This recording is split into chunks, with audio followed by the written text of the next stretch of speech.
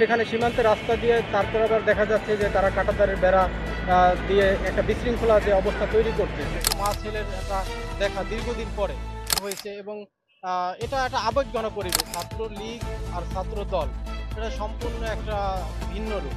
ভারত আমাদের প্রতি শত্রু ভাবাপন্নটা যাতে কখনোই না করুক।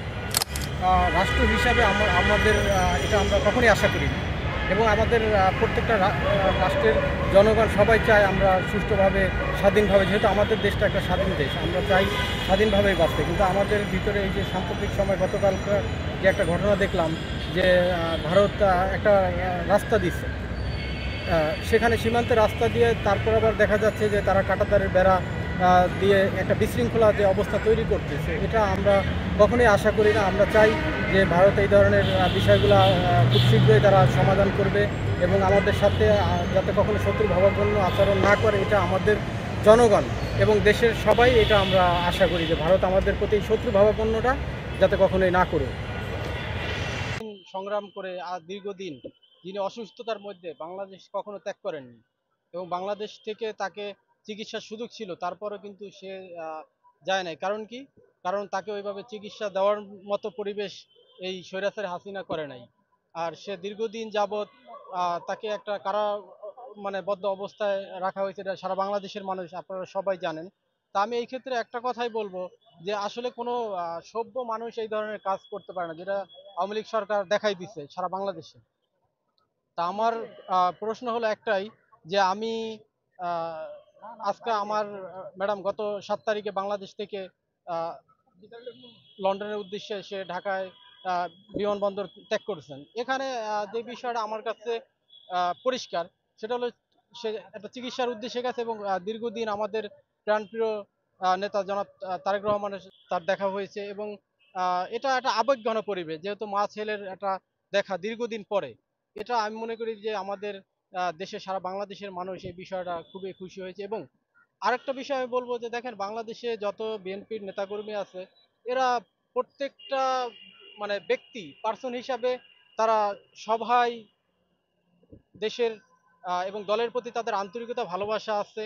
এবং যেহেতু ম্যাডাম চিকিৎসার জন্য গেছে, আমি তার জন্য দোয়া করি এবং সে জানি দ্রুত আমাদের কাছে চিকিৎসা নিয়ে আবার ফিরে আসবেন। এবং এই বিষয়টাকে আমি কোনো প্রভাব হিসাবে দেখতেছি না। কারণ কি, কেন দেখতেছি না?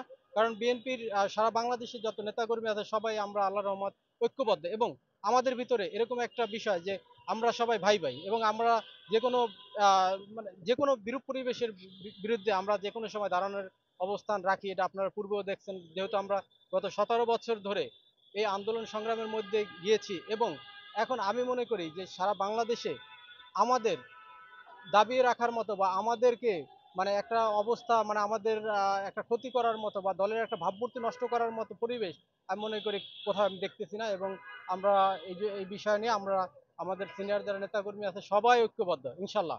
এবং এর কোনো প্রভাব আমাদের বাংলাদেশে বা আমাদের দেশে পড়বে না আমি আশা করি। আপনি সবসময় একটা বিষয় আমি বলি যে কোনো সাক্ষাৎকারে, যে ছাত্র লীগ আর ছাত্র দল এটা সম্পূর্ণ একটা ভিন্ন রূপ।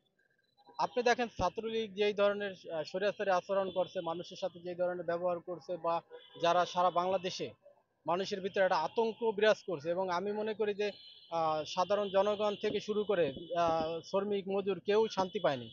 আর আমাদের বিষয় হলো আপনি দেখেন আমরা পূর্বে থেকে আমি যখন আহ, আমাদের পূর্বে অবস্থান ছিল ছাত্রদল একটা সুন্দর পরিচ্ছন্ন এবং সুন্দর রাজনীতির সাথে, আপনারা দেখছেন বিগত সময়ে এবং ভবিষ্যতেও ইনশাল্লাহ দেখবেন যে আমাদের গঠনতন্ত্র কার্যক্রম সম্পূর্ণ আলাদা। আমরা এমন একটা ছাত্রদল, আমাদের প্রিয় নেতা জনাব তারেক রহমান আশা করে যে এই ছাত্রদলটা হবে একটা মানে আদর্শগতভাবে তারা একটা সংঘবদ্ধ থাকবে, তাদের মধ্যে থাকবে একটা নেতৃত্ব অবস্থান এবং তারা থাকবে ট্রেনিং প্রাপ্ত বিভিন্ন অফিসিয়াল কার্যক্রমে, যারা বিভিন্ন কাজে থাকবে এবং তারা এমন কিছু বিষয়, তারা সফট স্কিলের কিছু ট্রেনিং করবে, যে ট্রেনিং এর মাধ্যমে তারা ভবিষ্যতে কিভাবে আগাই যাবে। এই জিনিসটা আমি মনে করি যে আমাদের ছাত্র দল থেকে এটা পর্যায়ক্রমে আপনারা দেখতে পাচ্ছেন। এবং কিছুদিন আগেও একটা ঘটনা আপনারা দেখছেন যে আমাদের দল থেকে আমাদের সারা বাংলাদেশে একটা প্রশিক্ষণ কর্মশালা চালু হয়েছে, এটা কিন্তু এখনো চলমান। এই প্রশিক্ষণ কর্মশালায় দেখেন সারা বাংলাদেশ ব্যাপী এই কর্মশালাটা হাতে নিয়েছে আমাদের দল। সেখানে বিভিন্ন আমরা আমাদের বিভিন্ন স্থানীয় পর্যায়ে এবং যারা নেতাকর্মী সবাইকে আলাদাভাবে একটা প্রশিক্ষণ দেওয়া হচ্ছে এবং ট্রেনিং দেওয়া হচ্ছে যে তারা দেশের মানে বিভিন্ন বিষয় যেমন কিছু থাকে যেমন মানুষের কারিগরি শিক্ষা আছে, তারপর কিছু কম্পিউটার শিক্ষা আছে, এই বিষয়গুলা যাতে মানুষ এবং সেলফ ডেভেলপমেন্ট আমি মনে করি যেটা সেলফ সেলফ ডেভেলপমেন্ট আমাদের নেতা কিন্তু এই কথাটাই সবসময় বলে যে আমরা কাজ করে খাবো। আমাদের ভিতরে একটা ডেভেলপমেন্ট থাকবে এরকম যে আমরা সবসময় শিক্ষার মধ্যে থাকবো, যাতে এই সংগঠনে এই শিক্ষার মধ্যে থাকলে আমাদের কখনো এই বাংলাদেশ থেকে আমরা কেউ বলতে পারবে না যে এরা এই ছাত্রলীগের মধ্যে আচরণ তারা করছে। এটা আপনারা এখনো সাম্প্রতিক সময় ঘটনাগুলো দেখছেন এবং ভবিষ্যতে ইনশাল্লাহ দেখতে পাবেন।